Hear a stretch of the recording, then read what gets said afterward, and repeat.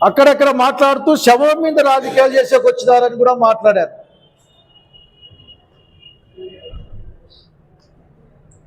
అట్లాగే వ్యవసాయ శాఖ మంత్రి కూడా శవ రాజకీయం చేస్తూ ఉన్నారని మాట్లాడాడు.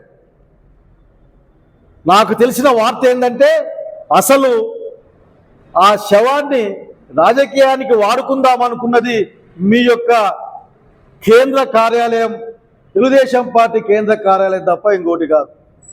ప్రభుత్వం యొక్క ఉత్తర్వులతోనే, వాళ్ళ యొక్క ఆజ్ఞతోనే, వాళ్ళ యొక్క బెదిరింపుతోనే సహజమైన పోస్ట్ మార్టం పద్ధతులకు వ్యతిరేకంగా పోస్ట్ మార్టం చేసి జీవితం పట్ల మాకు గౌరవం ఉంది, వ్యవసాయం మాకు పూజనీయమైంది, దాని పట్ల ప్రేమ భక్తి మాకున్నాయి కాబట్టే మేము దాన్ని రాజకీయం చేయదలుచుకోలేదు. ఆ రోజు నిజంగానే నేను అనుకుని ఉండింటే ఒక్కరు కూడా కదలడానికి వీలయ్యేదే కాదు. ఆ రోజున చేత కాక మిమ్మల్ని పంపలే. నేను రైతు చావు పట్ల ఉన్న గౌరవం కొద్దీ బాధతో, కడుపులో ఉన్న బాధతో ఇది రాజకీయాలకు తావు కాదు, ఆ కుటుంబాన్ని గురించి మాట్లాడుకోవాలని చివరికి మన్నేసేంత వరకు అక్కడ ఉండి వచ్చాం. ఒక్కరైనా వచ్చారా? ఇన్ని మాటలు మాట్లాడిన మీరు శవంతో పాటుగా ఎక్కడైనా ఒక్కరు వచ్చారా? ఏమైనా మాట్లాడి చదువు చెప్పించాం. ఏమది అక్కడ ప్రజాప్రతినిధులు అంటే వాళ్ళ బాధ్యత అది, దానికి ఏం నేను పెద్ద విషయం పట్టుకోవడంలే.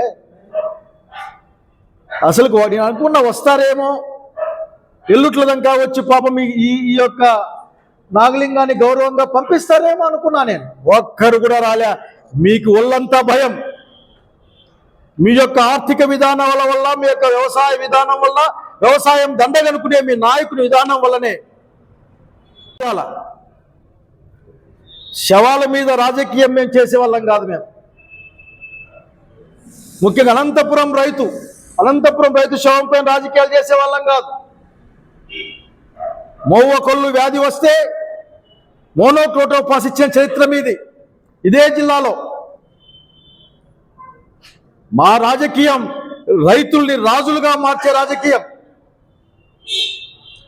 రాజశేఖర రెడ్డి గారు కానీ, జగన్మోహన్ రెడ్డి గారు కానీ మా విధానం రైతు రాజుగా ఉంచడం ఎట్లా, రైతు ధైర్యంగా ఉండడం ఎట్లా, రైతు భరోసాగా బతకడం ఎట్లా వేసి రైతుల్ని రాజులుగా మార్చే రాజకీయం.